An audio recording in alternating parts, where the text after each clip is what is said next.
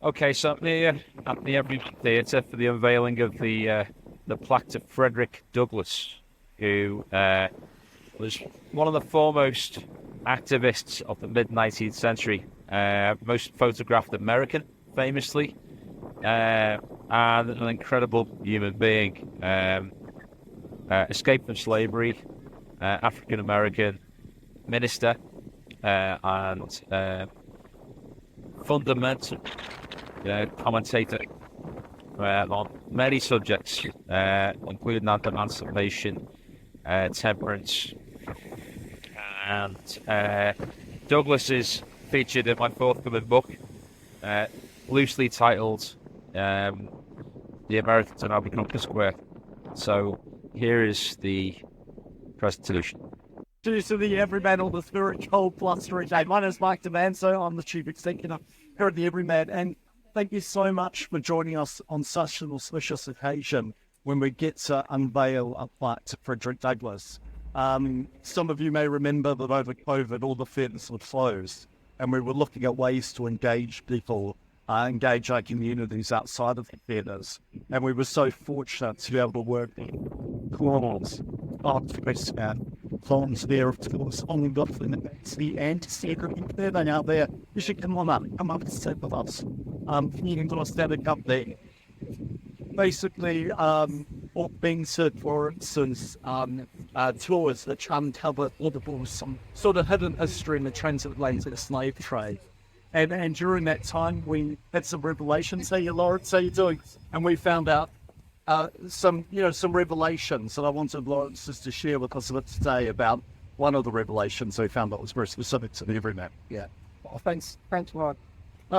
So I was basically involved, as I say, as guiding the tours that we set up by Falling Door. Fantastic initiative that kind of combined art, history, in a really impactful way. And the final stop on the tour is actually back at the Everyman. And I mentioned to a couple of people on the wall that Frederick Douglass actually spoke here. The last piece that he did in Liverpool was here on January the 19th, 1860. And I just simply mentioned, I think we should have a plaque up to kind of tell this story. Little did I know that there were people from the Everyman who were actually on the road. And they were like, Sarah came up to me afterwards and said, yeah, we think that's a good idea. And ultimately, it's taken us a few years, but we've got here. And today we will finally be unveiling a plaque to one of the most important orators and statespeople of the 19th century, the great man Frederick Douglass. Thank you. That's right. Thanks. And now I can welcome Tina. Tina's chair of our Diversity Action Group and has been very involved in discussions around the plaque and sat on the panel to look at the designs and sure a little bit about that plaque. It's been basically Thanks. So as Mark said, I'm Tina. I'm the co-chair of the Diversity Action Group. Our panel were comprised Adinka, Mark, Nancy, yeah, of course, Nancy, Lucy, and a group of students from Liverpool School and their teacher, their head of history, Paul Wainwright. We invited submissions from artists across the Liverpool City region. And on the day that Frederick Douglass spoke on this site, we announced our winning submission by Vicky from and just take a moment to say that none of this would have been possible without the tireless working enthusiasm of Sarah Ogle, who's hiding in the back. Thank you, Sarah. Thank you so much. During the selection process, it became really clear that there was more potential for good work to be done in the spirit of Frederick Douglass. And the historical research that was done by our Blue Coat students led to all sorts of discussions about the importance of his work, and the students helped us to realise that there was a fresh relevance to his legacy.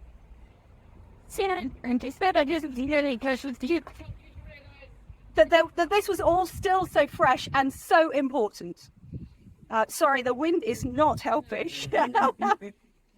Okay, so what did we do? One Thursday, we held a really inspirational and powerful study day, which culminated in spoken word pieces being performed by students who, by their own admission, would not normally have spoken up.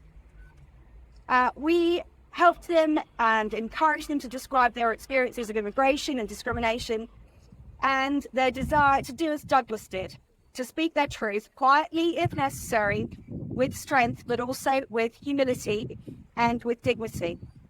And that's what the Everyman allows us to do as co-chairs of the diversity group and as a member of the diversity group, to listen to everyone with their lived experience, their experience of discrimination, the times in their lives when they haven't felt seen or heard, and to ensure that we make lasting change for this phrase and put on trees up and help on space as well to do our sharing. Me too, when you this button. Good melting. How we got in there, baby. To try and help other spaces of art and culture to fill the same ambition. Move forward. So, we've done some really good work. I'm sorry some of you couldn't hear, but what is culminating is something which is a lasting legacy and something we are incredibly proud of. I'd like to hand you over now to Adiyinka, another member of the panel, who'll say some closing words. So do what I do is remind I'm playing here today. I didn't really touch about like what that's on the site. I'm also touring out to our favourite Victoria go first. Hey.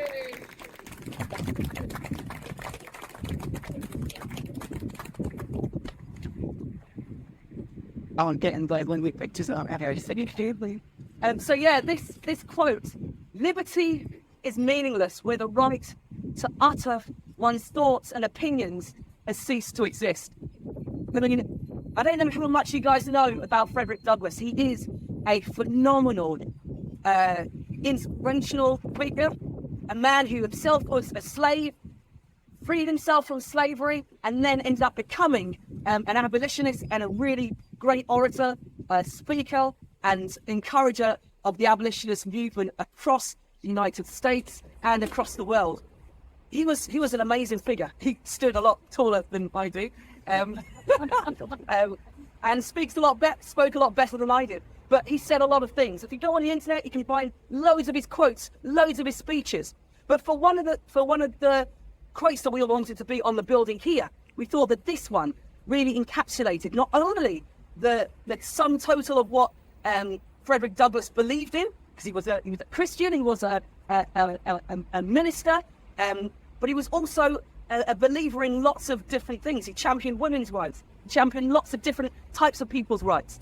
One of the things that Everyman Playhouse also does is give platform and give space to people to express themselves, to speak their mind. And so this quote, we all felt as panelists that it encapsulated what Frederick Douglass believed in and what would be hopefully inspirational to people walking past, coming into the building, and people engaging with the Everyman and the Everyman programs, which will also, I believe, be extended to taking more and more things around Frederick Douglass to encourage more and more people, school children, adults, other people around the city from today onwards to engage with Frederick Douglass, to engage with what's going on today. There are many things going on today, many different perspectives on many things. And actually, Frederick Douglass, as are we, would be one of those people who advocate for different people speaking their mind, giving voice to both sides and allowing people to express themselves and find a way forward that was peaceable, that gave everybody a sense of belief, a sense of purpose, and a sense of belonging. Something that is close to my heart as a Christian and as a minister as well. So yeah, I'm really glad to have been privileged to have been able to be a part of the group, to see this day where we have a plaque to a wonderful person here as a lasting memorial. I hope you guys enjoy it and enjoy the rest of the day. I'm going to show up because it is freezing and I want to have my clothes on. And I've got my Under Armour on, so I'm going to be quiet and let other people take the floor, taking space. God bless you. Thanks. Never so getting in there. There's any group of I'd like to be so specific. I just thought it was also really important for us to kind of acknowledge the great work of our community partners.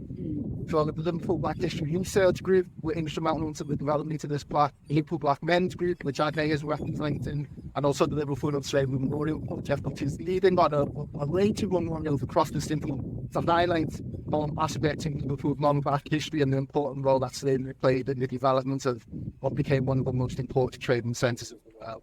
I thought that this is really important to kind of acknowledge both partners. Yeah, it's been like so.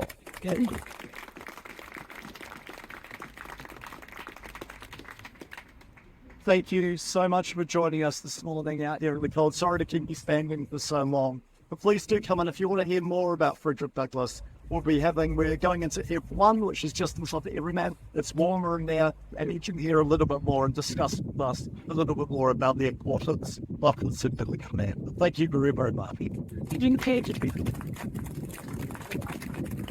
So guys, at 12:30, I'll be leaving the walk. I do have a few spaces left, so if anyone's interested in coming on a walk, we'll take you in 3 spaces related to Frederick Douglass. That's at 12:30. Welcome to come along. So he finishes singing a song, just think about the luxury core and the walls from its tumbling down. Always reminds me of Frederick Douglass, that song. A great leader of the freedom service of my people, 19th century Joshua. He visited Europe in 1846, and in a farewell speech to the British people, he said this: I go back to the United States not as I landed here. I came a slave. I go back a free man. I came here maligned. Go back with reputation and celebrity. Still, I go back to toil. I do not go back to America to sit still, remain quiet, and enjoy ease or comfort. Back to toil. I do not go back to. I prefer living a life of activity in the service of my brethren. Amen to that.